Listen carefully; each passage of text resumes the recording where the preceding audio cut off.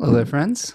This is Spencer Michaud, and today we're going to be talking about the new moon in Capricorn II.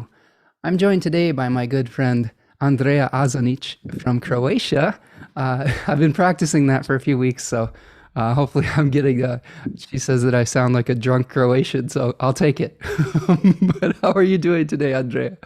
I'm super. Here in Velika Gorica is already festive, so everybody's getting ready to celebrate New Year. So there's like music in the streets and people and everything. So yeah, I'm feeling really great. So yeah, and I'm super honored that I'm here today. So thank you for this opportunity, Yeah. and I hope I'm gonna learn something as a tiny baby astrologer in the making. So yeah, feeling really great and happy to be here and part of this community also. Yeah, very cool. Do you have fireworks going on Yeah, outside already? yeah, Is yeah. that And what I'm that like, is? oh shoot. Yeah, so that's why I said that we're in the festive mood already. So like All we're right. already Well, celebrating. we'll celebrate with you today on the live stream. Yeah. So you are a tarot reader. You have an interesting natural cosmetic business that you've been a part of, right? Tell us a little bit more about your journey with astrology and tarot and all of the things that you have to offer. So basically this like the whole story starts when I was 15. My father brought me the first tarot deck and a book from Derek and Julia Parker on divinational tools and kind of topics on divination. And it was the first time that I saw tarot or astrology or like I-Ching, Nordic runes and things like that. So it kind of grabbed my attention because I was a child, a teen. And also my grandfather was into like Eastern philosophies, the traditional Chinese medicine and tarot also, but we were too young to talk about that. So basically it was kind of in the family. And ever since I'm 15, I was doing tarot the whole time, just kind of playing around with it, reading for my friends. My sister also reads tarot. So we were playing around with that.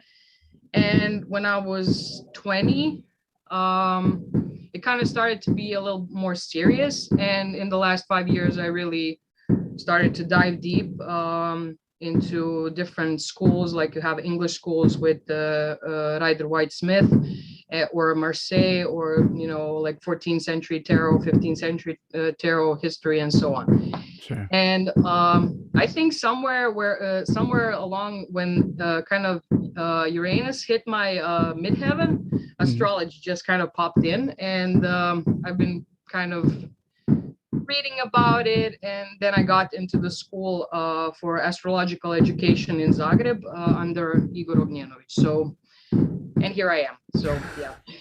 Well, I've been really impressed with your work on Instagram when you've Okay. been joining my good friend CV Henriette on Art of the Zodiac. I always thought you have a lot of really interesting stories to offer, and your Instagram's really beautiful too. You've got a really nice artistic layout there, and there's always these posts that Andrea is putting up saying a message for someone, and I'm like, oh, it's a message for me. So like, but yes, it's good stuff. And so you have a website, Space Tiger Tarot. Is it spacetigertarot.com or what is it, your website? No, it's basically Wix. So it's Space Tiger Tarot 9 with a number 9 .wix.com, I Okay, believe. Yeah. But I'm mainly kind of focused on Instagram because it kind of gets me an opportunity to chat with people faster and to kind of exchange ideas and to communicate. So mainly, like I'm mostly active on Instagram, but hopefully I need like a new domain name or something like that, and to be sure. like a little bit more So we can find you on Instagram at Space yeah. Tiger Tarot 9, right? Yes. Okay, very good. So give Andrea a follow on Space Tiger Tarot 9 on Instagram. We've got a few people joining us in the chat box here. We got Brittany stopping in from Ontario, Canada. Happy New Year. We're celebrating the New Year with Andrea, who is I think you're what 5 or 6 hours ahead Yeah, of me. I think 6 hours. So it's 19:05 here. So yeah, Okay. 19. We've got Nino joining us. So all of you out in the chat box there, if you're joining us today, let us know where you're coming from and maybe what some of your favorite things of 2021 were and what you're looking forward to in 2022. And hopefully we'll help to ring in the new year with you today. Before we dive into the new moon in Capricorn, I wanted to just get a few housekeeping things out of the way here. Today is the last day for the 20% discount of my Decans of Capricorn webinar that's going to be happening on January the 15th.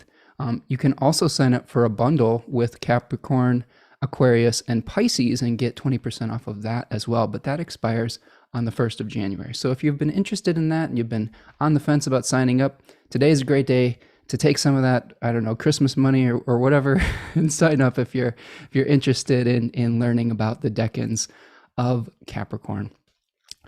As well, I also offer transit readings that can help you to ring in the new year in style. I do 3 and 6 month ahead transit readings. So if you're interested in that, you can find that on my website, spencermichaud.com. All right, my friends, that's pretty much the housekeeping things of the day. If you'd like to make a material donation to the show, there's a little $ in the chat box. That's called a super chat or a super sticker. That helps me that buys me the gift of time to do the research that I do. So I always appreciate all of your help there. So thank you so much. Wendy's stopping in from Seattle. Hello, Wendy. Nice to see you as well. All right, Andrea, should we get started? Should we pull the chart up? Yes. All right, so let's take a look at our new moon and see what we can see. So we're looking at the chart of January 2nd, 2022. This is a second decan Capricorn new moon at 12 degrees of Capricorn, where the moon and the sun are coming together.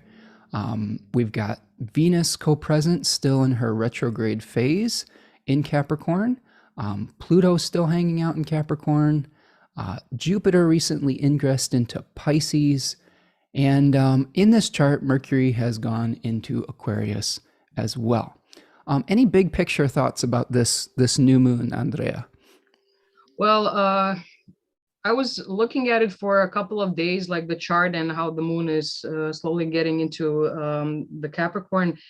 And I don't know why I was always getting this image of this epic journey of some sort, like Odyssey, or let's see, Jason and Argonauts, or Star Trek, or things like that, and it was kind of, because we have a whole bunch of planets here now. It's almost like this ship, this new idea that's kind of opening, and I don't know, it was just like that energy of this kind of new journey, and which is also great because it's the end of the year basically. So that's kind of like the main theme that I saw. And also looking at the degrees and some fixed stars that are there, it was kind of a very prominent theme of ship crew and who's the captain, and what kind of this mysterious adventure we're going on. So those would be like my initial thoughts on this new moon in Capricorn, which is kind of there's this theme of the sea and of the ship, but it's Capricorn, which is kind of, half earth, half water sign in a way, mythologically. So yeah, that would be my kind of opening thoughts on this new moon. Yeah, that's a great point about kind of almost the combination of earth and water on some level. One of the most famous myths around Capricorn was surrounding a sea goat named Precus. And Precus was like the for those unfamiliar, was the I don't know, the leader or the king of the sea goats. And he had trouble with his kids leaving the ocean, and going ashore, like in a very ambitious way, trying to climb out of the sea. And once they would climb out of the ocean, though, they would lose their ability to speak and lose their ability to, to think, and they would just turn into regular goats. So there's definitely some things to unpack with that metaphor. Poor Precus was a son of Kronos, or Saturn, who is the planetary ruler of Capricorn. And he had the ability to turn back time. So he kept turning back time to, like, over and over again to keep his children from leaving the ocean and turning into regular goats, but eventually they just kept leaving. He couldn't stop the forces of nature on that in that regard, and eventually Precus petitioned his father Kronos to allow him to die because he was lonely, and Saturn granted him this honor and cast him into the stars as the constellation Capricorn. So, some things to unpack with that for sure. Yeah. Um, I think one of the things I'm seeing right away with this, just at least on a mundane level, and we can dive into those significations we were talking about here, is we've got a trine with Uranus. And this decan is called the Pyramid by Austin Coppock, and we've got the Three of Pentacles, like that we were discussing earlier. Andrea and I have been talking a lot about this new moon in the back channels of the Instagram, and it's a very ambitious decan. It's really building these like concrete structures.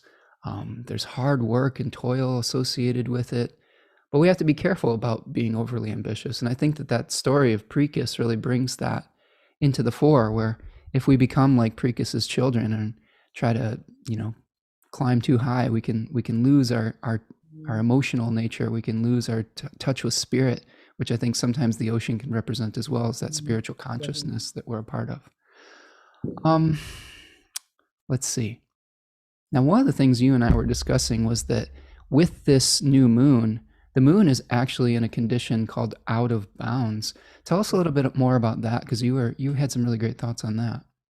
Well, yeah. So I did, because you surprised me with that. I didn't even know about this technique and how it's used. But it was a very interesting thing about moon being out of the bounds, because Stephen Forrest talks about when a planet is out of the bounds, it kind of acts a little bit differently. It's almost like it's the energy of thinking out of the box. It's almost like a planet becomes a little bit Uranian or Aquarian in its nature, this moon in particular, and it's kind of it's a dramatic moon. It's a punk moon. Yeah. That's how I saw it, because he doesn't stick to the regular movement. He went a little bit on the outside. So I cannot remember how many degrees.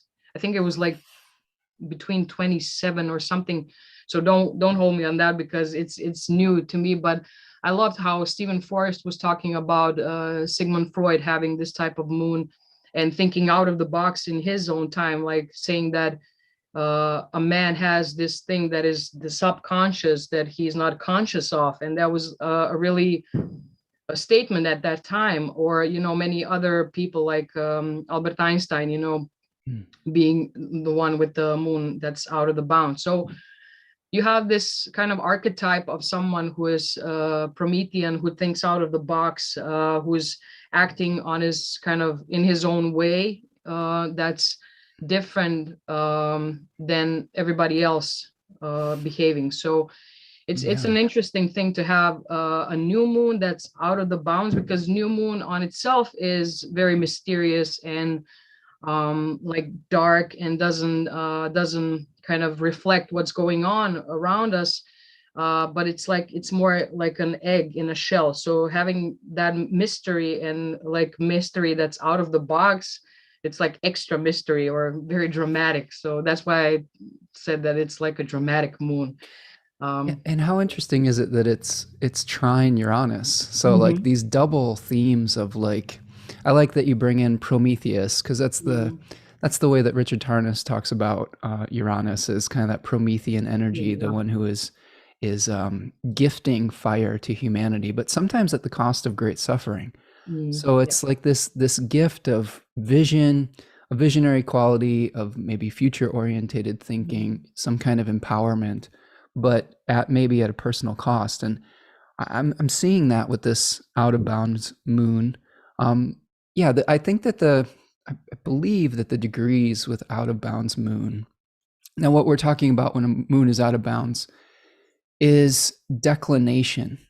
So we have zodiacal degrees but we also have declination, which is how high or how low a planet is off of the ecliptic. So this is the path of the sun, and the sun rises 23 degrees and 36 minutes above or below the ecliptic. I believe that's the range of the sun. And anytime a planet goes outside of that range, it is going to be said to be out of bounds.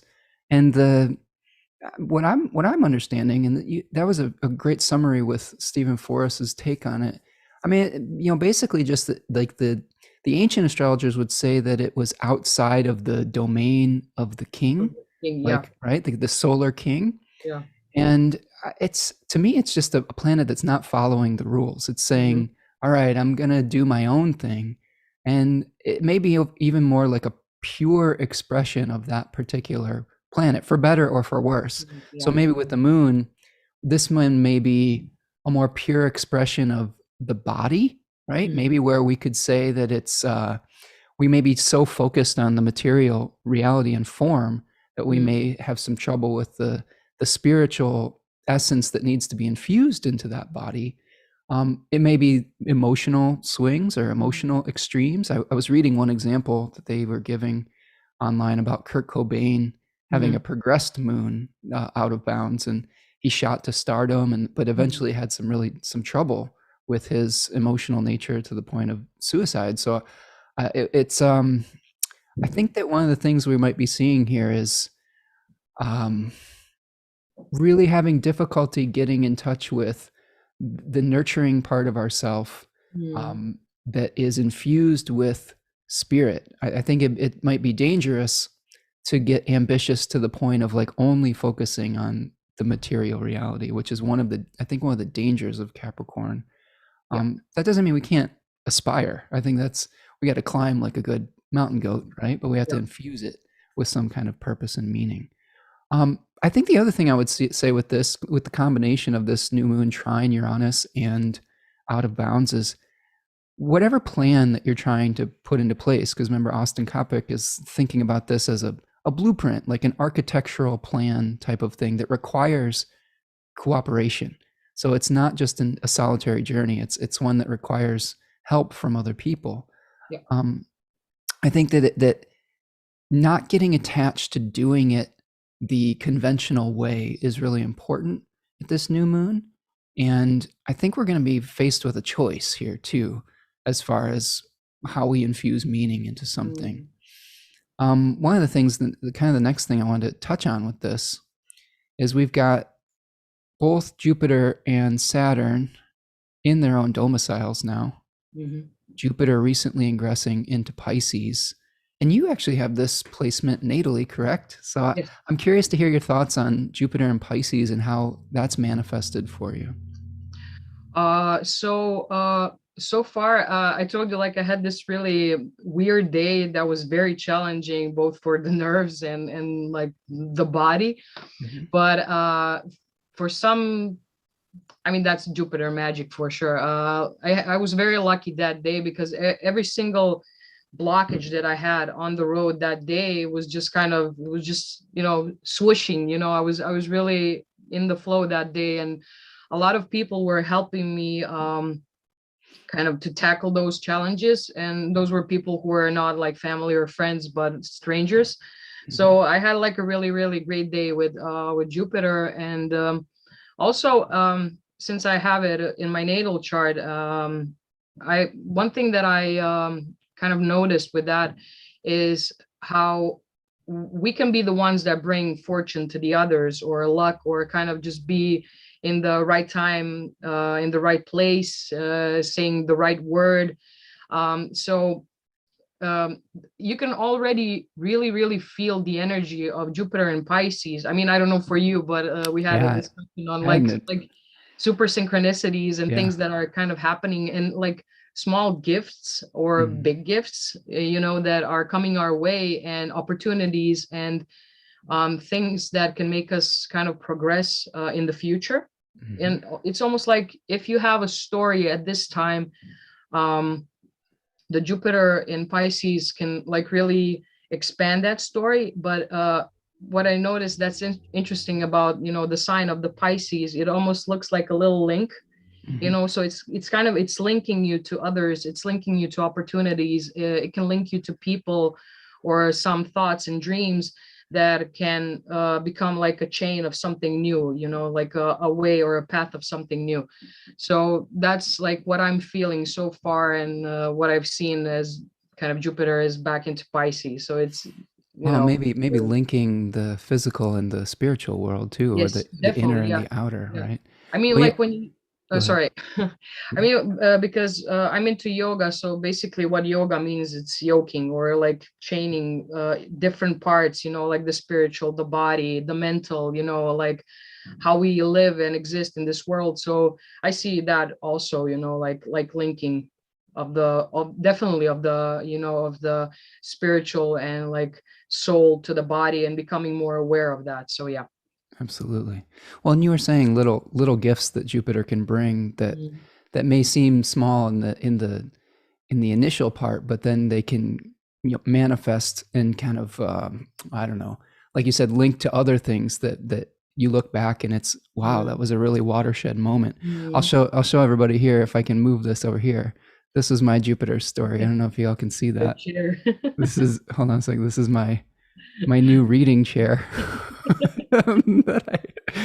This is my new reading chair that I found off of like Facebook Marketplace that was about a mile from my house, and it was the day that Jupiter moved into Pisces, and it was an epic journey to strap this very large, maybe pleather chair to my car because it didn't fit in the car, so we had to strap it and like drive very slowly back.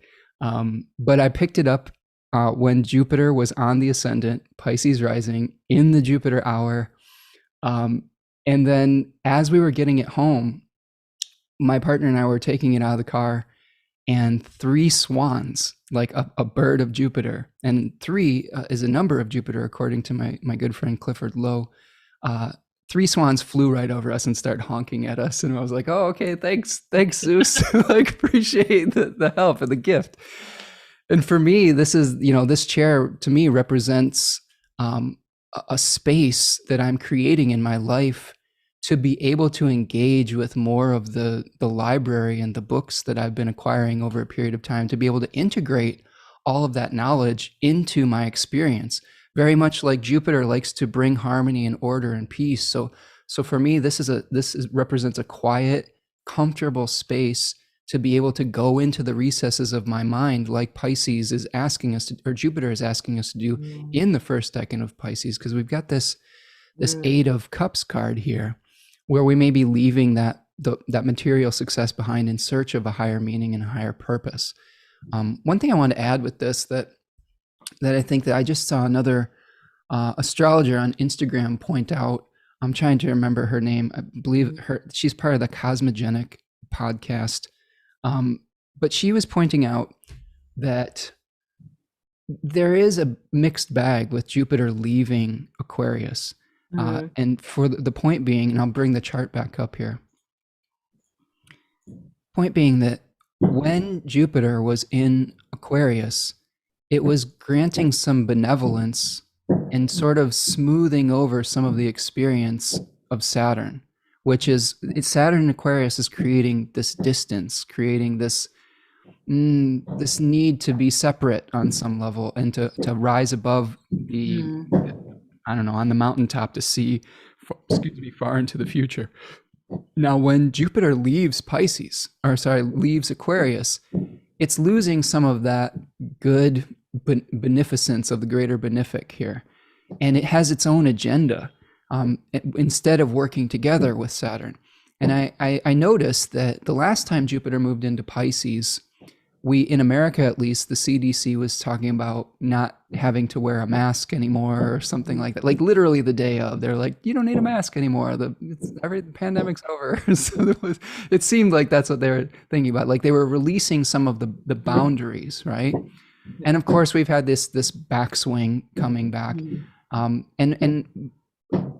on that track, there was another report recently where the CDC was saying that the amount of time that you needed to quarantine after getting COVID was reduced from 10 days to 5 days, right as Jupiter was moving into Pisces. So another loosening of the restrictions, right?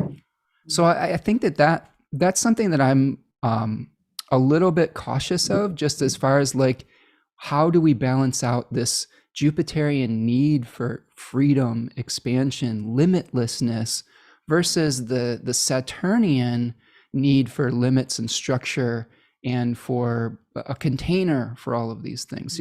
What do you think about that? I mean, that's something that's sticking out to me. Like, I can't quite shake that part in my brain.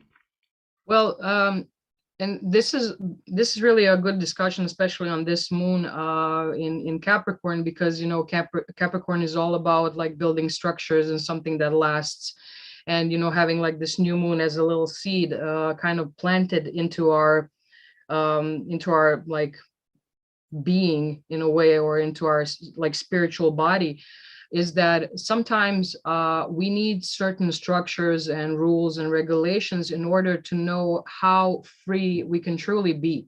Because right. Jupiter is all about expansion and freedom, but it's really hard to expand when you don't know where the boundaries are in a way, you know?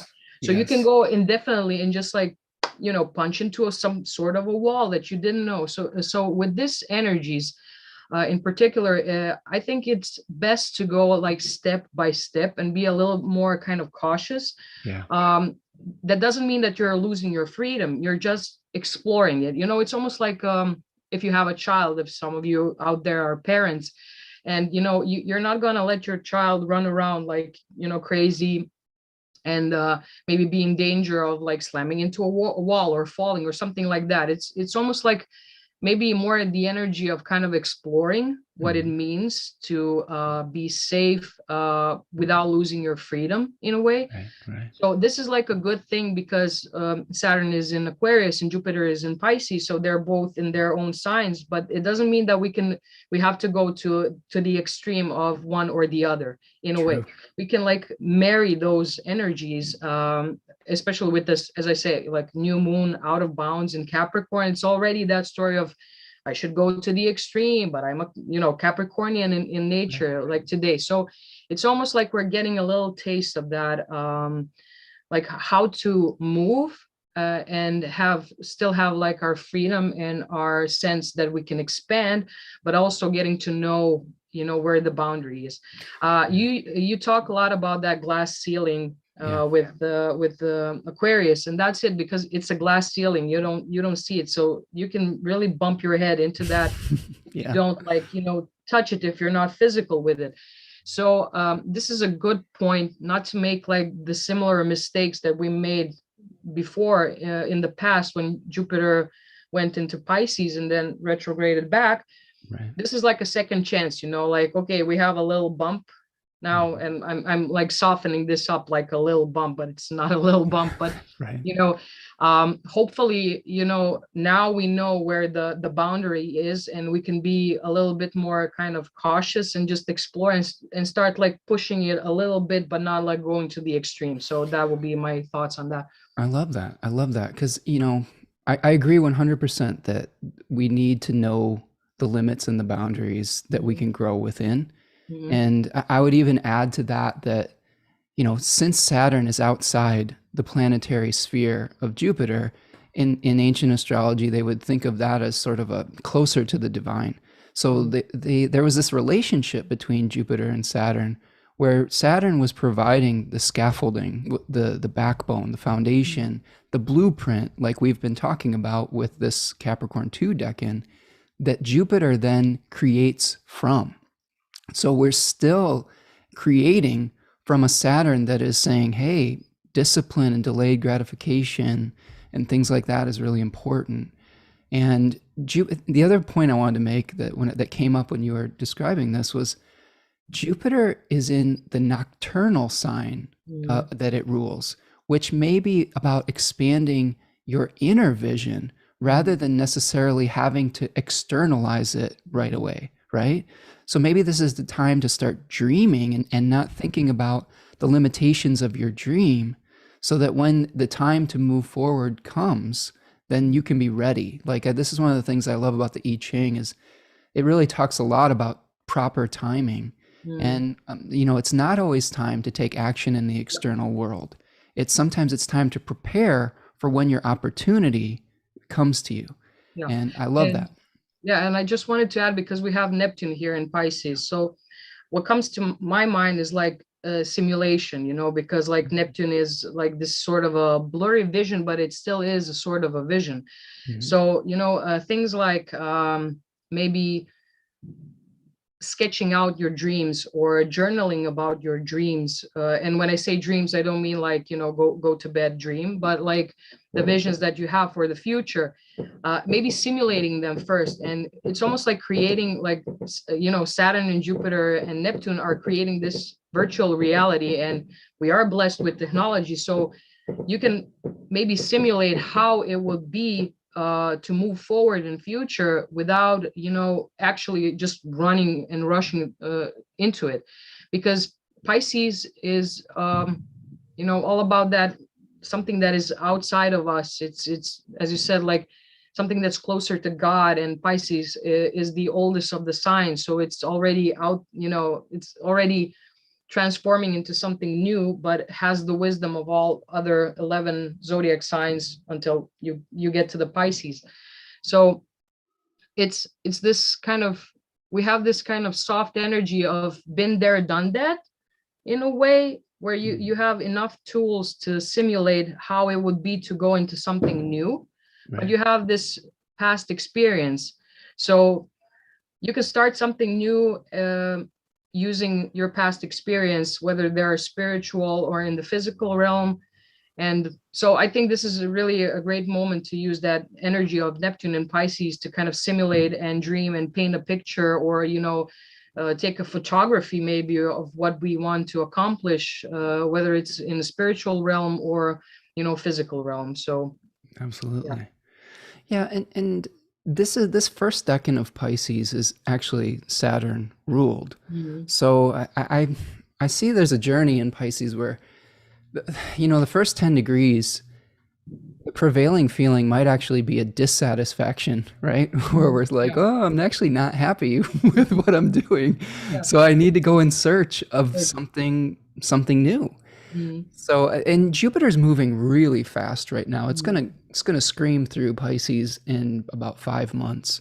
Mhm. So, normally it takes a little bit longer to move through a particular sign, usually about a year or so, depending on its cycle. So we may see the dream manifest actually fairly quickly, Yeah. but we've got to get in touch with what animating principle that we want to create from. I think that's the most important thing in Pisces, from what I've experienced, is if you're not connected to your why, Mhm. it's very difficult to manifest that in the material world, right? Yes. Um, and I guess the other part of this is if you are escaping into the recesses of the mind, even that should have its limitations, right? Mhm. There's the other danger of escaping reality completely and not having your foot on the ground, and that might be a mistake at this Capricorn new moon, because Capricorn is really about getting in touch with reality and saying, hey, what is possible and what isn't. And especially with this the moon is in exile in Capricorn.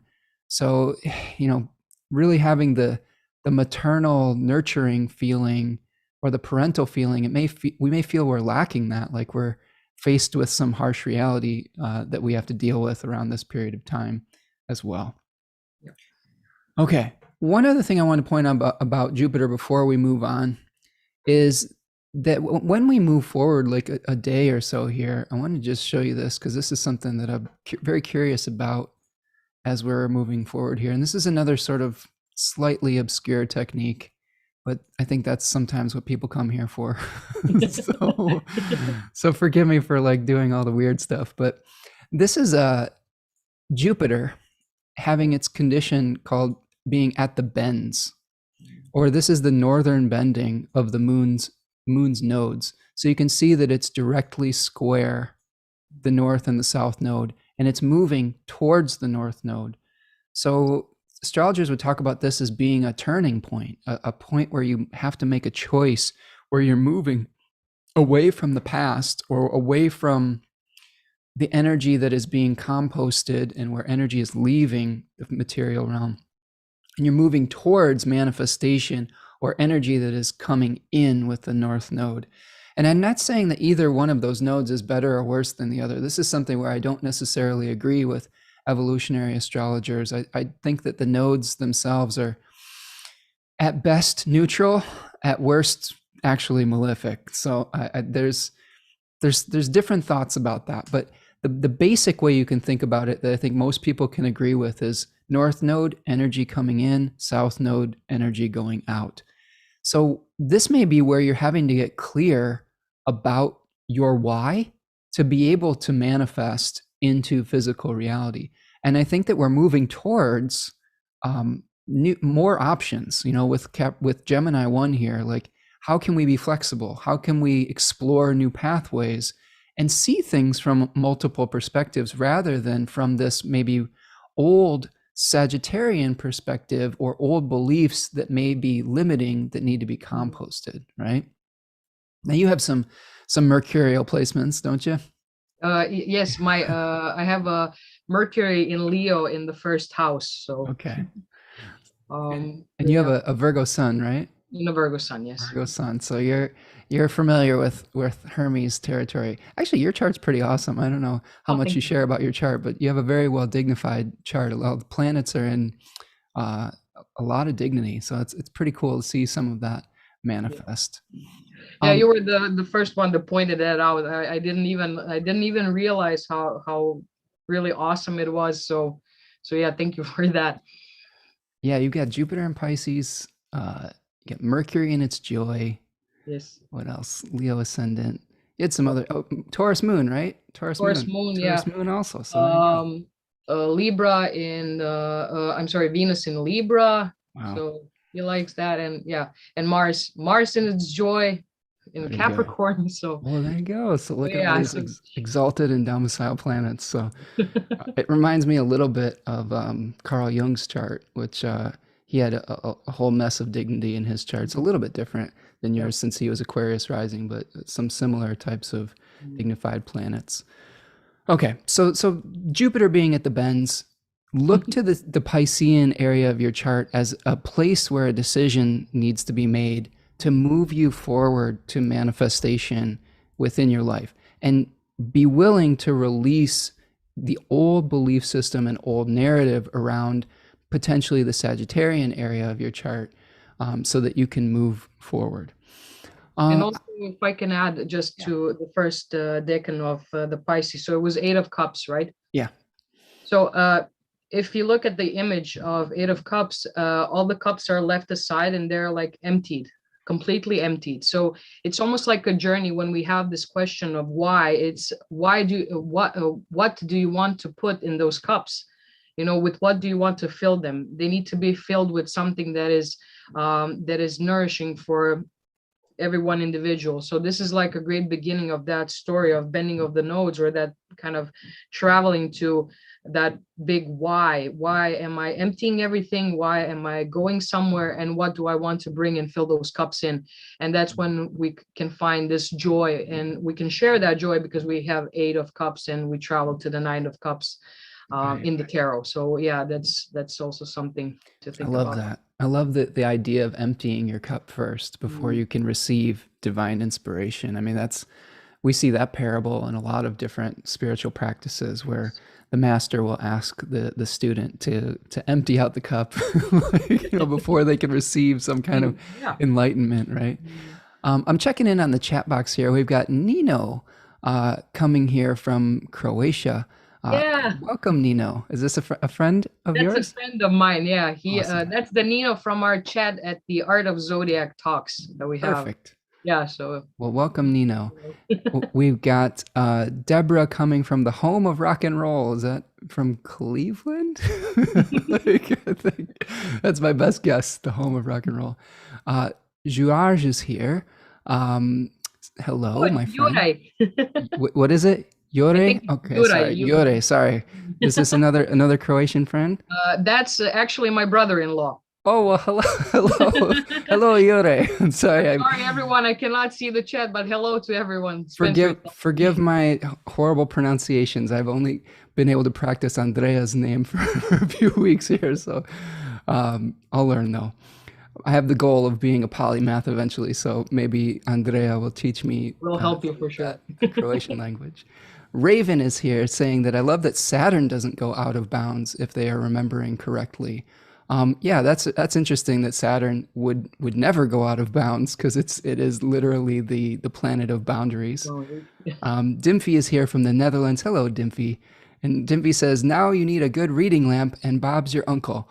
Well, Dimfy, there's a little reading lamp right there. So I've got all the things I need to hopefully go through this vast library of knowledge I've been acquiring and hopefully pay it forward and bring it all to you on this channel and in various forms and whatnot. Mortal and Wild is here, joining us, I believe, from England, saying at the exact moment you mentioned the word opportunity, I was literally looking to see that the star Opportunity is currently at 27 degrees Capricorn with Mercury. So that's cool. So some nice synchronicity there. So thank you all of you who are joining us today. It's so nice to see all of you in the chat box. And if there's anybody lurking out there, just tell us where you're coming from here, and then I'll give you a shout out on the show. All right, Andrea, should we move forward? Okay, so I'm looking at my notes here. We've covered Moon out of bounds, I think. We've talked a little bit about Precus, the sea goat, Jupiter at the north bending of the nodes. I think that let's see, it's Capricorn II. Let's talk about that tarot card for a little bit more, because I'm going to stop my share and I want you to maybe show me. Do you have your deck with you as well? Yes, Your I do. Marseille deck? I'm curious to see what your card looks like in the older deck as well. Okay, so the Marseille deck only has three of Pentacles. I don't have it here. I have only the major arcana. I have Rider Whitesmith with us. Okay. But I'm gonna just explain it. So it's basically just three coins. Because tarot in the 14th century was actually a playing card game, and so it was just marked with pentacles, cups, swords, and staffs, or the wands, just like that. So it was just three coins, and there's like a lot of flowers around them. So there are like three pentacles, kind of forming this beautiful kind of little garden in a way. But what's interesting is when the English school took over, the way that Pamela Smith did the deck, and we have here three people that are actually doing this architecture, and you have this element of flowers and something growing, and number three is also the number of creativity and growth. So you have two, and when two come together, they form something third. So it's almost like, marrying an idea with the physical realm and creating like a church, for example, or creating a house, or creating a new plan. But the thing about Three of Pentacles, it's all about teammates, or someone that you are bringing in that shares the same vision as you, but has kind of a different skill, which can be very well depicted in Three of Pentacles. So it's like, who is your crew? Right. Way. Yeah. Or shipmates, or like people that have the same idea, but there is always one that is kind of someone who is kind of the manager, someone who is kind of setting everything up and bringing people in. So with Three of Pentacles, we have this growth, or the pyramid, as Austin Coppock says, where we form something that can kind of grow into four, which is stability. So this number is not stable yet, but it's the seed of new stability that grows out of creativity and that initial thought, in a way. Oh, and I like what you were saying about finding people whose skill sets complement yours, right? Because I think one of the best ways to be a good administrator or leader is to be able to delegate responsibility to those that may have a different set of skills, a different set of ideas, or a different, I don't know, everyone's got their specialties, right? So Mhm. I like the fact that we're looking at, teaming up with others for some kind of ambitious artistic project. I think if we bring in the fixed stars of this Mhm. decan, we've got Vega at Mhm. 15 degrees of Capricorn, which is the a star in the lyre of Orpheus, so the instrument of Orpheus. So we have this artistic, charismatic ability, Mhm. maybe to get people on board with our Yeah. vision, right? And then we've got Rookbot, which is in the foot of Sagittarius, Mhm. and that's it's a place of stability. It's a place of creating this steadiness when Mhm. you're trying to aim your arrow towards a target.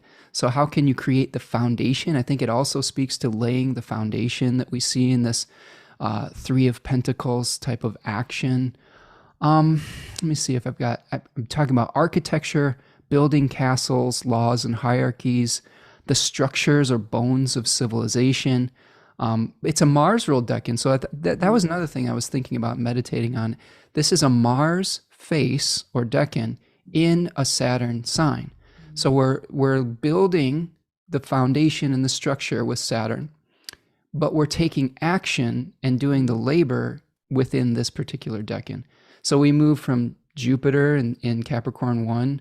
So like maybe like what's our idea? Where's our expansive possibilities?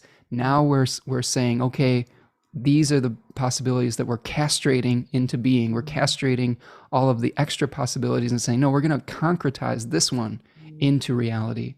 And then eventually in Capricorn 3, right, we've got the Four of Pentacles, which is a sun ruled decan, where we Mhm. have to be the administrator, the king, or the someone who is managing everything, right? Like the stability that you were talking about. Um, the one thing that I would say, the caution that I've been reading in various places in Austin Coppock's book and T. Susan Chang's book, Mhm. 36 Secrets, is hubris Mhm. the thing to watch out for in this decan. And hubris being overly ambitious, Mhm. going against the will of nature or the will of the gods. The story of the Tower of Babel comes up with this in various writings where, in the Bible, they were trying to build a tower to God through material means. And eventually God was like, lightning bolt, like, screw you guys. You're not going to make it through this material means. It's only through surrender and through spiritual submission or whatever it may be. That one I have here. I don't know. There you go, the tower, right? Yeah, Yeah. it's the tower card. Yeah, that's the Yeah. story. Yeah. So So yeah, so and the tower is associated with Mars too as yes, well, it is. right? Yeah. So we can see that Mars lightning bolt, may be the downside of, not staying connected to our Jupiterian vision, right? Mhm. To our purpose and our meaning, and only getting concerned with the form rather than the actual contents and containers of that form. There is a daimon associated with Capricorn II called Hygeia, the Mhm. goddess of health, who was a daughter of Asclepius, the healer. Asclepius was actually the daimon in Capricorn 1, so there's an interesting connection there. And I think the main thing that they talk about with Hygeia was just taking care of your body when you're doing Yes, this hard and I labor. also found something that's really interesting. So, Hygeia is the daughter of, help me with the name. Asclepius. Yes, yes. Yeah. She's actually because he was this amazing healer and he can bring back people from the dead, and he was that's why he was punished basically because he used his superpowers to kind of this, like, despite the laws of the gods, and the underworld. And his daughter is actually not just the goddess of like health and body, but also prevention of Mhm. coming to the point where you're actually kind of dying and have to be brought up back to life. So it's almost like, work smart, not hard, kind of Right. type of, like, just prevent the disease. And that's why we have hygiene, in order to kind of prevent again, to prevent the extreme of going out of bounds in a Well, way. So and that it's, takes discipline, doesn't it? That yes, takes that's the, daily yeah, maintenance, yeah. right? So it might not be one particular like push to get healthy. It's like what habits are you Mhm. going to incorporate in your Yeah. daily life that can support, your ambitious plans, right? Because there's nothing that'll take you off of a plan quicker than poor health, right? Than getting sick or getting, I don't know, burning yourself out if you're working too hard and not taking the time to rest as well. That's another danger of this, especially with the moon in Capricorn. I think there's a danger of overdoing it and like really just pushing ourselves way too hard because we're like, oh, it's now or never. I've just gotta get it out there. And so I think that's another part with the daimon. Yeah. Let me see. Grand designs. Difficulty getting cooperation was something else that I was thinking about here. Bring Yeah. the chart back up. Because this decan is about getting help from other people. Other people. Yeah.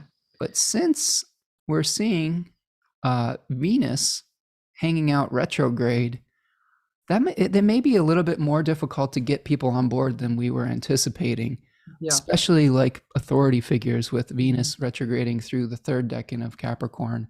So be careful about, presenting your big project to your boss and, be like, I guess, get your rhinoceros skin, your like thick skin on there, because there may be some things that you've missed along the process that need to be reevaluated, like your values around that.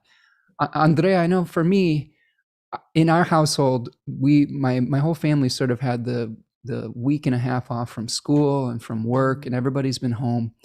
And it's almost been this mad dash to restructure all of our household systems before we go back to school and work. Like I've got my dry erase board.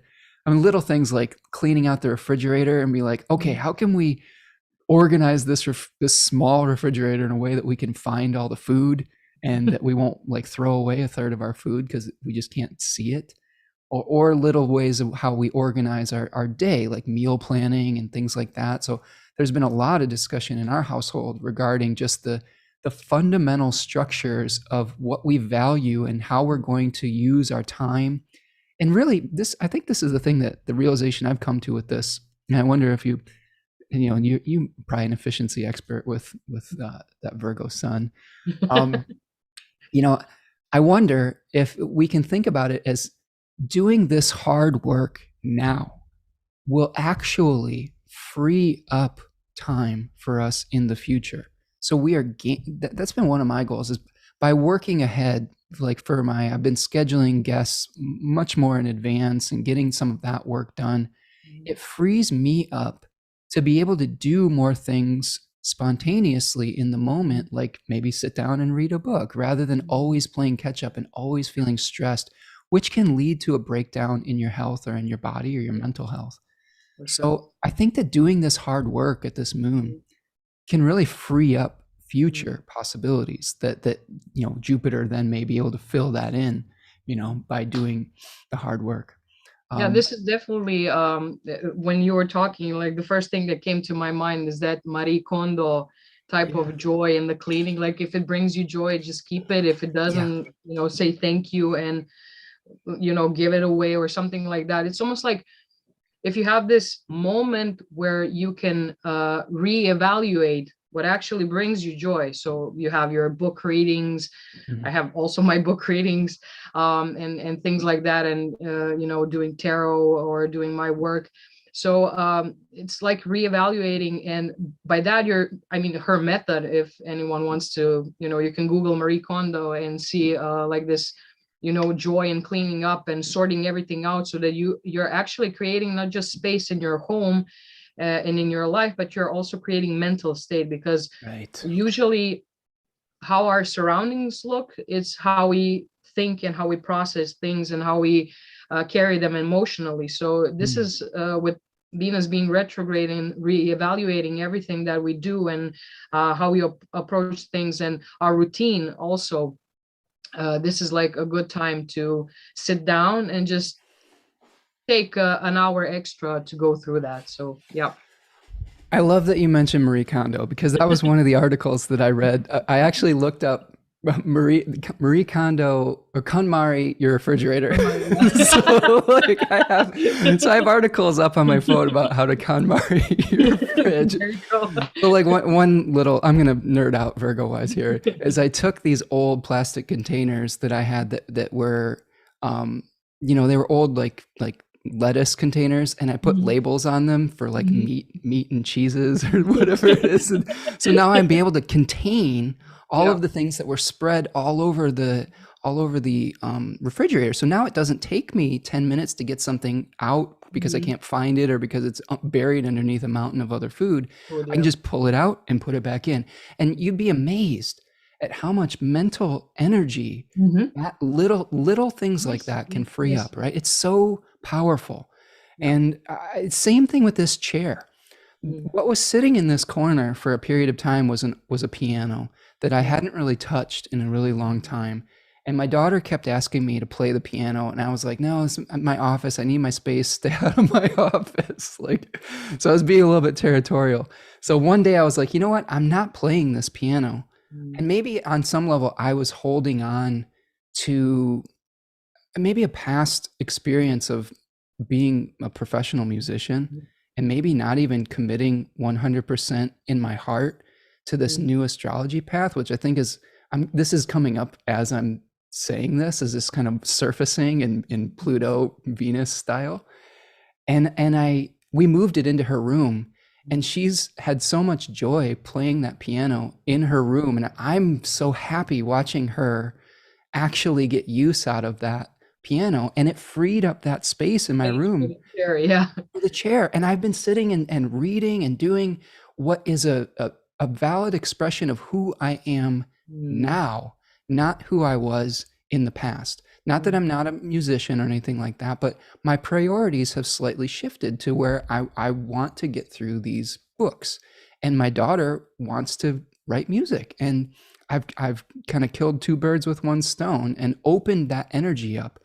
And I think that this is another thing about Capricorn is it is a sign that looks both backwards and forwards. So it is when we see in that story of Precus where like Saturn is a planet and Precus was a deity that was trying to hold back Mm.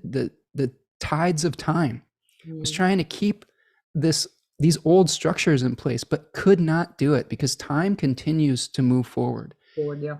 And a lot of the pain that we experience is through trying to hang on to forms Mm. that are no longer vital for us.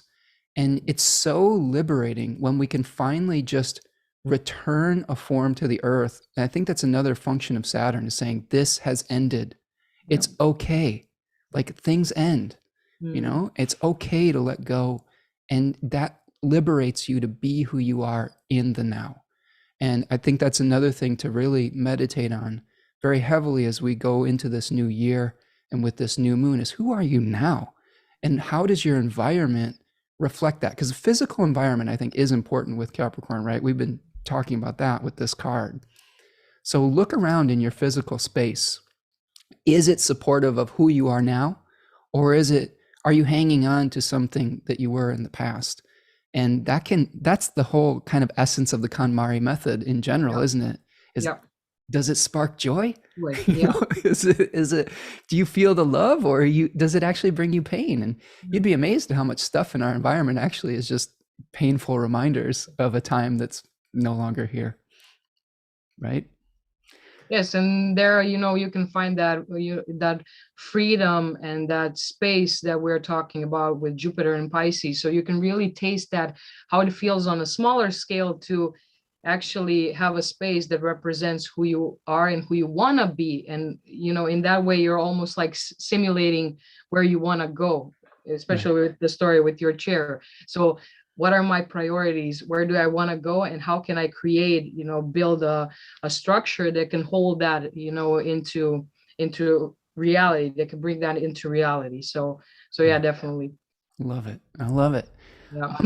EK in the chat is saying, this is a lesson that I'm working on right now. Saturn has been interacting with my son, and through 2021, having plans pre-made and actually working out and not having last minute stuff is huge. Right. Mm. So like the the technique of working ahead and being able to give yourself space so that you're not always playing catch up. I mean, it's so huge. I mean, I did this with my readings too. I used to have I've gone from having a day in advance that people could book to 72 hours in advance to like now it's a full week, because it's really hard to try to plan your week out and then someone will schedule a reading. And because I prepare for a few hours for each reading, it's a big commitment, and it's hard to balance out all of the other things when you're doing that, and you get kind of surprised. And once you can make yourself a schedule that you can stick to, it's so freeing. It's so freeing. Okay. Let's see. Should we move on? I think we got a pretty good idea of what's going on in that Three of Pentacles here. Let's take a look at the first quarter moon. What do you say? Yes, that's good. So as we're moving forward here, the moon is moving through Aquarius. We're going to have the moon hitting Saturn. I believe the first aspect that we get is the moon hitting Mercury, actually, when the moon is escaping from the bond or the 15-degree, arc of separation. So we may have good ideas about things that are outside the box type of thinking that we've been talking about here. But as we move forward, we're going to see a few things happen towards the first quarter moon. So on the 8th, here is our Venus Cazimi. All right, so the rebirth of Venus in the heart of the sun, where we may be able to bring together all the elements for this new plan and planting that seed, and all of the cooperation elements may start to move forward a little bit better because we get clear about what we want. I think that's always been the case with me, is the only thing that's really stopping me from manifesting is indecision. Yeah. Right? Like just second guessing all the time. So I think if you get clear about what your values are and what you really want to build, it's a lot easier to take the actions. So when we're getting to the 9th, so right here, we're seeing the first quarter moon with the moon, or the moon at 19 degrees of Aries and the sun at 19 degrees of Capricorn. And here we've got the second decan of Aries. Now, what do you know about the Three of Wands? Do you have any thoughts about the Three of Wands that would represent Aries too? Yes. So in the picture of Three of Wands, we have this. So in Three of Wands, we're waiting something to come back to us. So this is Three of Wands. Can you see it? Yep. Okay, so you have these ships in the back there that are coming back to the harbor, and it's almost like you did this whole journey. You set up a plan. You managed to get some ships. You gave everyone a task. Everybody went away, and now you're standing on the highest position, waiting for it to come back, because that's like the fruit of your labor. It's the action that you launch, the idea that you had that you launched is coming back, to you, and here you can celebrate, and then you have like this new space where you can think about your next action, because in Wands talk about action, about inspiration, about ambition. So having the number of creativity, 3, combined with vision, with fire. And when we talk about fire, it's also the eyesight, like what we see in front of us. So what I see, is it what I want? Do I want to go there, or should I bring it to myself? So in Three of Wands, we have that type of energy where we are visually responding to what's happening around us and waiting something to come back so that we can celebrate it. So it's like a really nice energy, nice youthful energy and ambition, and it's almost like this new spark is lighting us up in a way. So it's very kind of celebratory energy in that card. Yeah, so maybe this is the time where we've initiated something at the new moon, right? And we've sent our ships out, and now we have to have some patience, perhaps, to see what they're going to return, what the fruits of our labors are going to be potentially. A couple of interesting things I noticed about this moon is it's squaring the sun at the degree of exaltation of the sun. So 19 degrees of Aries here is the exaltation degree of the sun. And some of the literature on Aries too talks about becoming a sovereign of your own particular world. So there's a story in Aries that goes, you've got a Mars decan where you're separating from the collective consciousness to become an individual. And then you are the administrator of your own world. And then eventually there's a Venus ruled decan in Aries where you are trying to gather followers with your charisma, like arrows, shooting the arrows of love and trying to inflame passions, right? But I think in this decan, you know, trying to think about the conflict between the sun and the moon at this point, because, you know, the squares are generally like, they're tension points. So I'm thinking about maybe we have a plan, but we're trying to figure out who are we within this group, you know, of people that are building this ornate structure. Like, who are we as individuals within this machinery, you know, that is, you know, making something, or within the industry that we're in, or I don't know. There's some comparisons with like, what was it? Like factories, like producing things with Capricorn, you know? So I think that you may want to question at this point, who am I within this new reality that I'm trying to manifest within? And how do I maintain my individuality within these things that I've set in motion, right? And also to be a little bit patient, because this may be a point where we may have a lack of patience, you know, because it's like, oh, well, we've done the hard work. Now we're ready for the rewards or the candy, right? But yeah, that's why I mentioned in the beginning the story of these big travels, you know, because like you have a bunch of people on a ship and everybody has, so they're trying to find the golden fleece. They're trying to, you know, be the heroes of their own story, but there's a ship with a bunch of people in it. So the question is, who is leading, who is rowing the boat, who is, you know, getting the sails up, you know, who is looking at the star. Orpheus was also there, you know, playing the music, so the sirens don't, you know, kind of get you away from your past. So like everybody has something, but there's always a question, who is bold enough to kind of get us through the seas of, you know, Jupiter and Neptune and Pisces that are so mysterious and so dark.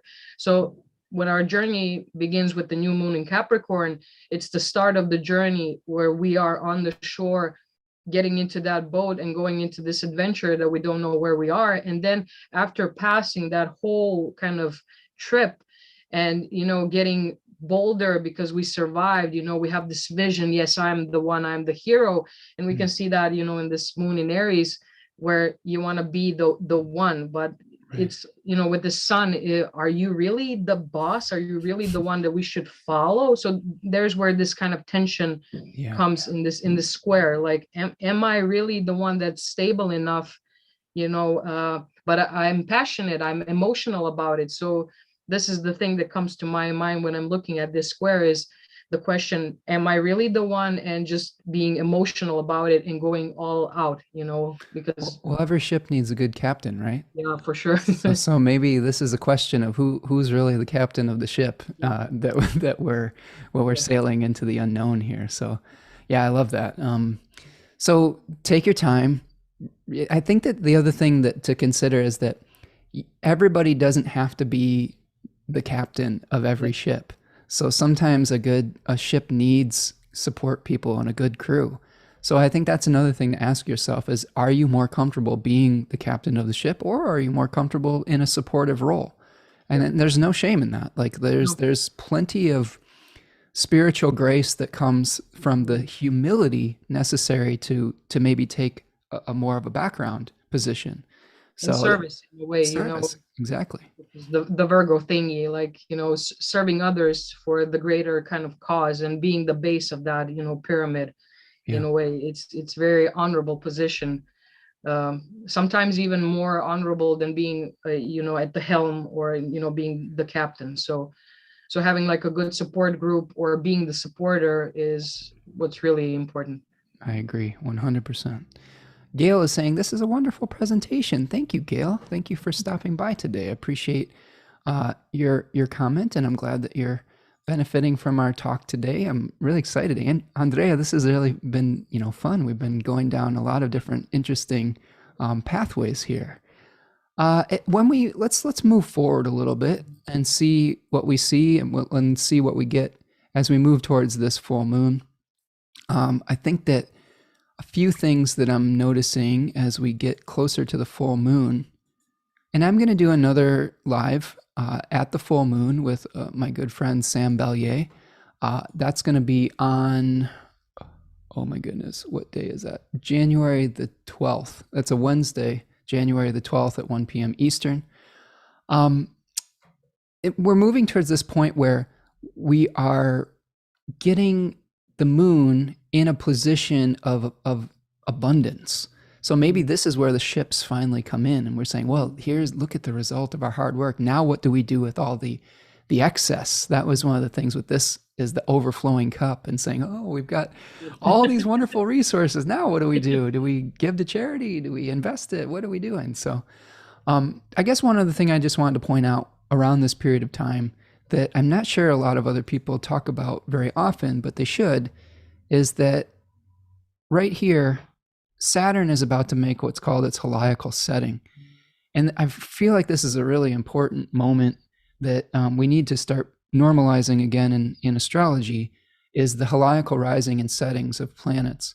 And this is where Saturn is taking to its sickbed and becoming invisible and going under the beams of the sun. And the last time this happened was January 6th, 2021. And in America, that was a time of chaos, where all the boundaries and the structures were being dissolved to be eventually for a new blueprint to be put in place, a new administration, a new leadership. And it was confusing, and it was traumatic, but eventually it led to maybe some more stability. So I think that at this full moon, there may be some releasing of the organization that you have in your life, where it may feel a little unsettling. Like maybe you hit some rough seas, right? We're continuing our ship metaphor. Maybe you hit some tidal waves or something, but eventually it will lead again to, Saturn becoming Cazimi in the heart of the sun, and a renewal of structure. This is my daughter's birthday right here, January 17th. Aww. So she's going to be becoming a legal adult right at the time that Saturn is making its heliacal setting. So you can see that there's a new agreement that'll probably have to be made between new structures of being an adult, right? An adult child versus a minor. So yes, that'll be fun. Everybody pray for me, and I think it'll be all right. She's a Capricorn. She's a little boss. Yeah, she is a boss. She's a boss. She's great. We'll be all right. We have pretty good communication as a family. So that's the key, is always communicating. Everyone's changing needs at various moments. And I think that's the best way to move forward with that type of thing. For sure. Hollis is in the chat, says, I would like a reading that gives a paper guide to make it simple, knowing what the year's projections are for me and the world. I guess this is not possible. I don't know. Well, maybe that is something we could do eventually, and make a something that you could read for the year's transits. I'm sure that there are stuff like that. I haven't made one yet, but maybe that's something I can incorporate for you all. All right. I think that's what we've got for as far as the transits here. Anything else that you wanted to add for just the transit part of our show here? Well, there is a lot. So I would just go back, to rather than just going to the extremes, and being kind of fearful because we're getting into a new year. We don't know, like there has been a lot of restructuring in the world, a lot of new rules, regulations. So think about what you can do in your own space, mental, physical, emotional space. Who are your teammates? Who is your ship crew? Where are you going? Where are you traveling? And kind of play around with it and explore in every part of your life where you can. rethink about your values and why are you doing certain things, and kind of say goodbye to the old things, because as we see, the planets are very in January, they're very kind of evolutionary, and they're like this really sea like the laws of the sea. You never know what's going to happen, so take go day by day, and do what you can do inside of your own boundaries, and if you have to step out of them, know why you're stepping out of the boundaries, and yeah, try to build good structures with good people, people who share your vision. And I think we can really sail into this year with much more ease, in a way, knowing that we can do what we can do and controlling what we can control, and letting go of things that are bigger and greater than we are. So that would be my kind of thought, the sum of my thoughts. I love it. There I love the surrender aspect of that too, because a lot of the times the mistakes we make are from thinking that we always have to be the ones in control. Yeah, right? it all comes from fear. There's like a lot of fear, especially when you have Saturn there, and the story of the little goats getting out of, the children goats getting out of the sea, and trying to turn back time. That's the fear of of something happening. And in this, like in the modern society, we experience a lot of fear around everything, around the security, around money, around health, around love.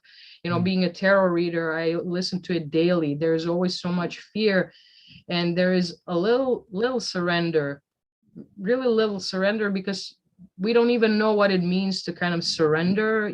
Sometimes in some ways, you don't have to surrender completely, and lose your structure, but wherever you can ease a little bit in your daily routine, it means a lot. Like sticking a label in your refrigerator that says salad and not having to think about it.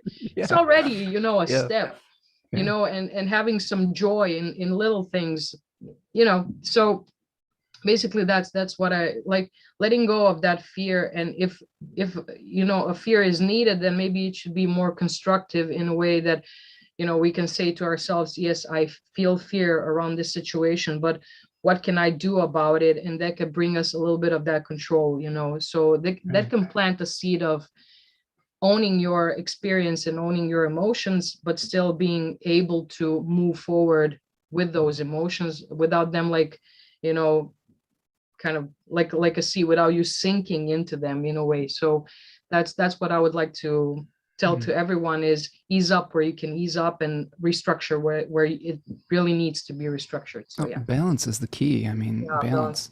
I mean, look at this. I wanted to bring this in real quick, because this is such a beautiful message that you're sharing with us today. Is, I'm doing this this tarot meditation with the tarot and the gates of light with Mark Horn. I don't know if I've talked about that in this show. I got the book somewhere, but today's meditation is the 8 of Wands and the 7 of Wands, which is Hod, which is the energy of surrender and humility, and Netzach, which is endurance. And there's various words for it: endurance, mastery, victory, but it's sort of like, standing your ground versus surrendering to the energy, but they're balancing points.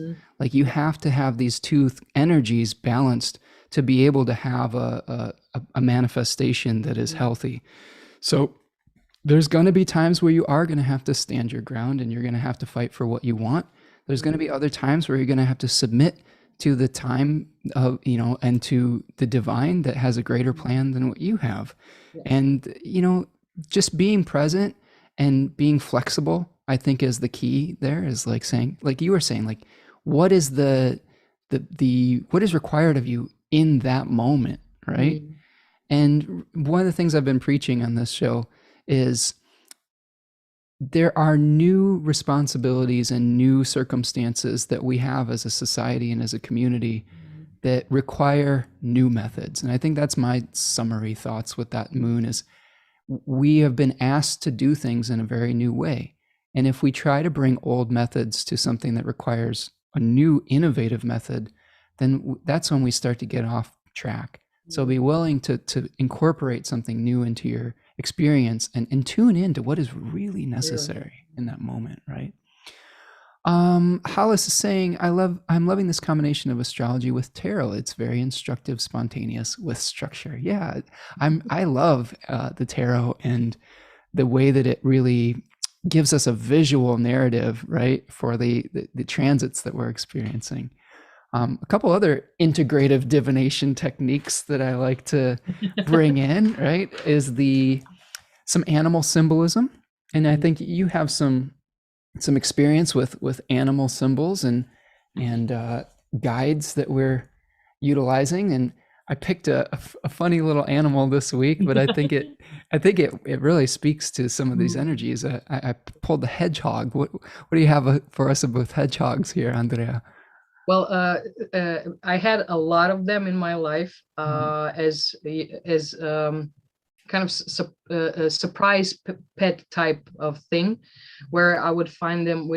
Because we have a really nice backyard, and my hometown of Velika Gorica is such a small, teeny tiny town, and there are a lot of forests around us, surrounding us. So you can see in this urban area a lot of like forest animals coming in.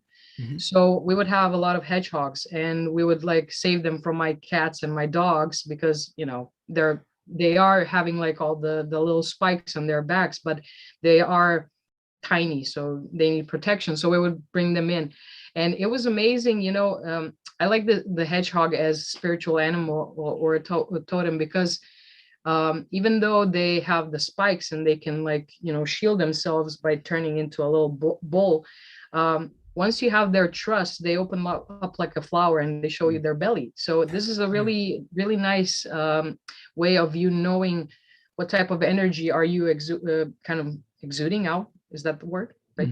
So shining out the energy, because the faster the hedgehog opens, the more secure it feels. Right. So here you can see, when you work with this totem, if you're visualizing a hedgehog, the faster it opens, the more calmer you are. So this is like a good a little check-in.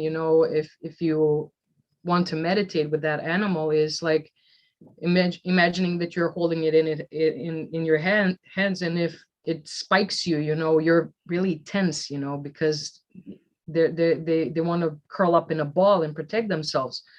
But also, like, if they open up, you can feel the soft little belly, and see their little cute faces and their beautiful little eyes, because they're really good. Also, what I love about them, they're such great opportunists and very creative in finding food. Yeah. Ours would steal our cat's food, outside. So, there's always a food for them, and they know how to navigate and see good in the dark, which is really great. So you have like this little teeny tiny armored nocturnal animal that is very opportunistic and knows how to see in the darkness and see where is the chance, to survive, and how to protect itself from other predators like owls or, ravens and crows. So it's really, they can be very fast, but they can be very silent. It's a very mutable kind of animal, that is very tiny, but also very brave and opportunistic. So it's really, it's a good animal for this energy, because it tells you that you can be mutable. Also, they can be found sometimes, kind of roaming together. You can see like 4 or 5 of them, trying to find food. So I think that's amazing that that they are indigenous to your area, because we don't have them in the wild in the States. No. Yeah, we have a bunch of them, and especially, that's crazy. Yeah, and they're like constantly. You can see them like when the weather gets cold. They're starting to be more kind of sluggish because of the cold, cold air and cold temperature. So they're trying to, just to curl up somewhere under the ground, like sleep. Yeah. So it's like you can see with them, you can really see the cycles of the year, like when to scavenge, when to be like full force, go find, food, eat, have babies, and then just curl up and go to sleep, and not to go outside when it's really dark and really cold in the winter or in the autumn time. So there's a lot to learn about them. And as I said, it is a very powerful totem working with them, because you can check in with your kind of inner state. So managing your energy, right? Yes, and for the appropriate time of year. Yeah, like, and you know, those spikes are important too, because we could be, maybe there's a situation where we're feeling defensive or where we're trying to be protective of ourselves. And, um, you know, believe that in some of the research I was doing that they're, you know, mostly solitary, but that sometimes they will come together, like you were Mm. saying, with little Yeah, groups of friends. yeah. So maybe if we're too isolated, maybe we need to come together with people Oh, yeah. to work on a project. I have here that they see better in the dark, you know, than in the light time. So maybe we have to trust our intuition. They eat insects. That's another thing that they, Yeah. so maybe there's a pest in your life that you need to Mhm. watch out for. One interesting fact that I came across is that they're immune to snake venom. Yeah. So that is really cool, and to me speaks to really, you know, being able to roll with the punches. Like if you get someone who's criticizing you, or you have Mhm. something, a situation where you have a competitor or something like that, it just, you know, you could take the bite and just like roll off of it, you Yeah. know, just you know, like Yeah, and it really talks to us reacting to toxic situations. Like yeah. if we take a snake as a symbolism for something that's toxic Mhm. or a kind of, a venom, um, them not reacting to it and not taking it into their into their bodies, or as we can, like, if we talk in like spiritual matters, like not taking it into your energy field Right. in a way, and just like shaking it off and going away, because you're secure enough in your own body and your own energy that you're not letting anything get or penetrate into that field of yours. So Right. this is also a great message, having like that, being secure enough in yourself and having like that self-confidence that you can really roll with the punches and just like get out and not, not take it into yourself or Right. in any way. Well, because not everyone is gonna, you know, like you. You know, that's just something I've had to learn as a, you know, we're Leo ascendants, right? We want everyone to like us, but Yes, it of just course. isn't possible. It's just, Yeah. I think that on some level, if you're being completely true to yourself, Mm, you're just not gonna be everything for everyone, and that's okay. yeah. And I think that that's another message of that hedgehog is just, you know, if you're not someone's cup of tea, take it in stride and move on. You know, I think that that's you're different strokes for different folks. And one other last note about the hedgehog that I thought was pretty interesting is that they're lactose intolerant. Yeah. They can't drink milk. Nope. And I thought that that was a really interesting synchronicity with the moon in its exile and the Yeah. moon in Not Capricorn. taking the mother's milk. Right, right. So That's we may be not really able to have the type of parental nurturing. yes, And yes. I was reading in this book. I know people have been asking me more about books. This is Mythic Yeah. Astrology by Yeah. Liz Green. This is actually the guide to her Mythic Tarot deck. Mm. Awesome book. I found it used on, I believe, on eBay or something like that. But Yeah, she's reading it talking, up. Yeah. yeah, she's talking about Saturn and as in Capricorn in particular as being like the test of being your own inner parent. Where Mhm. if you're not really having the mother type that could take care of you, you're forced into situations where you have to take responsibility and to be mature. And I think that that's part of this new moon too, because we may not have access to like some benevolent parental Mhm. figure. We have to become that for ourselves and for others, and through hard work, through grinding it out on some level too. Okay. Last thing. Thanks for everyone for sticking with us today. Thanks for all these wonderful comments. Raven is talking about all these thoughts are right in tune with my personal tarot readings for myself. All right, we're sending oracular messages then. Coming to problems with a new approach, Raven says. So I love that. So we've got one more divinatory method here for you today, and we did an I-Ching. Yeah. And the I-Ching that came up was number 29. Mhm. And that one translates to the abyss, Yeah. water. This is water on top of water, danger, darkness, despair.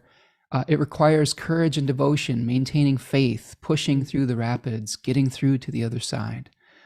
And we have 4 changing lines. So Mhm. this is a very fluid situation, that tells me, when you have that many changing lines. And I'll read them. Yeah. So we'll go through that and then we'll reflect on this here. So line number 2 says, the abyss is dangerous. Try to achieve small things only. So you and I were both talking about those daily habits, maybe not trying to be too ambitious. Some obstacles can't be overcome all at once. If there's problems that come up in your life, it probably took a while to get to that point of decay, and it may take a while to build out of it. Some long-term issues that may require patience and perseverance. Try to keep your head above water with small improvements. Line number 4 says, a jug of wine, along with a bowl, earthenware vessels, lowered by a rope through a window. In the end, no blame. Now that one is a little bit That was a little vague, bit, right? yeah. So one of the things that I came up with this is that I really like this interpretation of the I-Ching by Jack Balkin. Really great book. I believe it's called The Laws of Change. And he talks about earthenware as being a symbol of simplicity and sincerity. And this jug of wine being lowered by a rope through a window means that we may be feeling like we're in some kind of prison, or we're within these boundaries or inside the walls that Saturn could create in Capricorn. But there may be this little window of hope, this little window of like being able to see to the outside world type of thing. And that's something what we have to connect with. And he talks a lot about the content and the essence being more important than form in this one. So drop pretenses, return to basics, release clutter. I think we've been talking about KonMari, right? Like KonMari your refrigerator. Trust me, it'll open up some mental space for other things. Line 5 says, the abyss does not overflow. It is only filled to the rim, no blame. So in this line, Jack talks about releasing overly ambitious plans. Again, the downfall of this card is hubris and trying to build that tower to the divine through material means. So going with the flow and swimming with the current. We've had a lot of ocean metaphors here and ship metaphors. So one of the things that can get you in trouble in the sea is not paying attention to which way the current is going or which way the wind is blowing. So pay attention. Don't force it. There's some kind of danger that you may have to escape first before your plans can take root. And then the last line is number 6. It says, bound with cords and ropes, placed in a thicket of thorns. For 3 years, one achieves nothing, misfortune. So the I-Ching is always going to give us a blend of like positive and negative messages and warnings. And I think we've got 3 lines that talk about how you can get out of danger. But the 6th line says cords were ceremonial symbols of authority used in criminal sentencing, according to Mr. Balkin. So there may be something where I want you to reevaluate the direction that you're heading, because there may be a part of your life, not your whole life, but maybe a small portion where you may be heading in or tunneling in a direction that isn't the most productive. And it's important, I think, to return to the spiritual path, to take stock and wait out some of the difficulties. Because a lot of the times, remember, endurance can be both active and passive. So we can endure by fighting for something, but we can also endure by waiting out some troubles.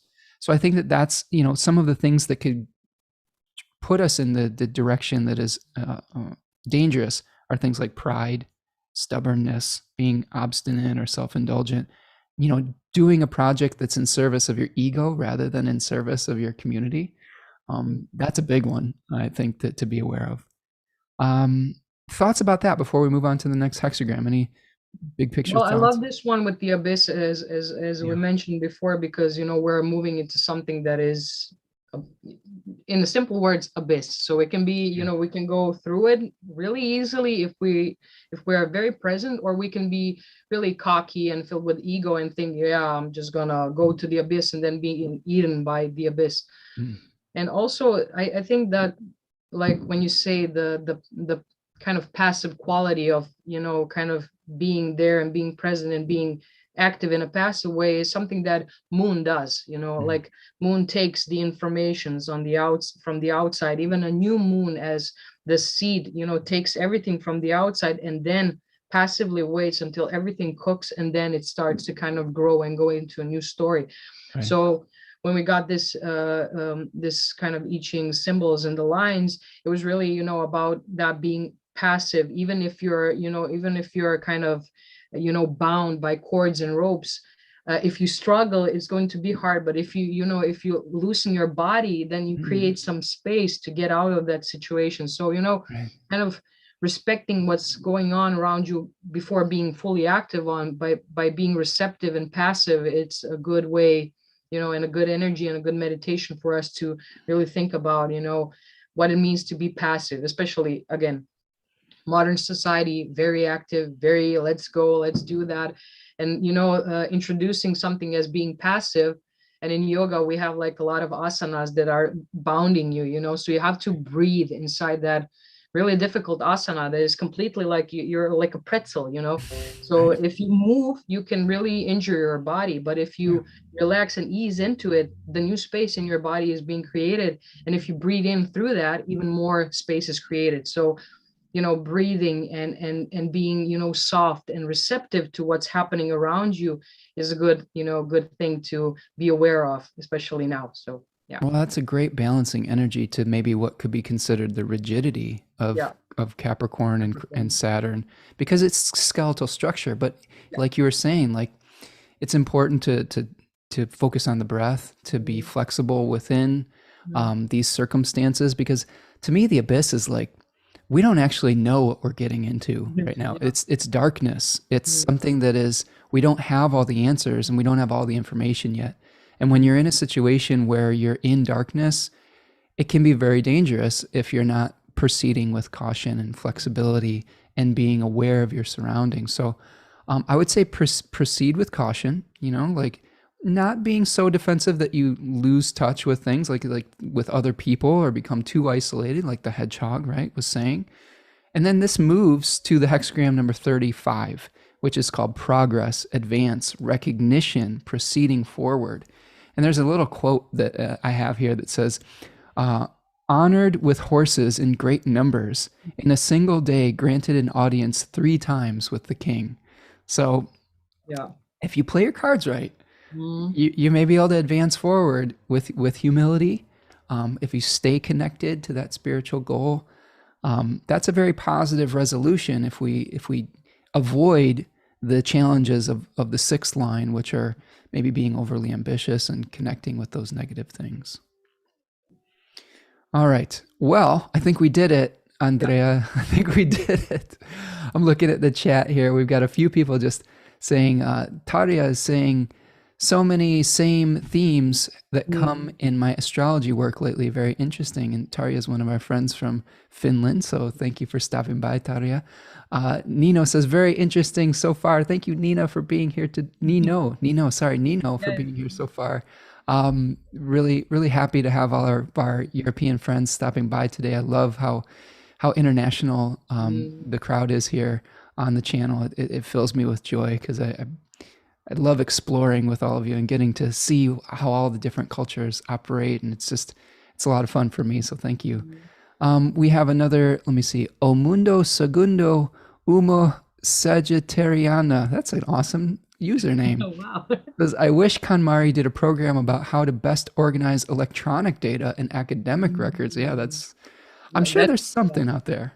But Yeah. I agree that this can be another point of clutter in our life is in this For digital sure. world, right? So that could be another thing to examine as Mhm. we approach a Mercury retrograde. Just make sure Mhm. you back everything up before you start deleting things, right? Yeah. EK says, great animal pick. Yes, the hedgehog was a good one for this one.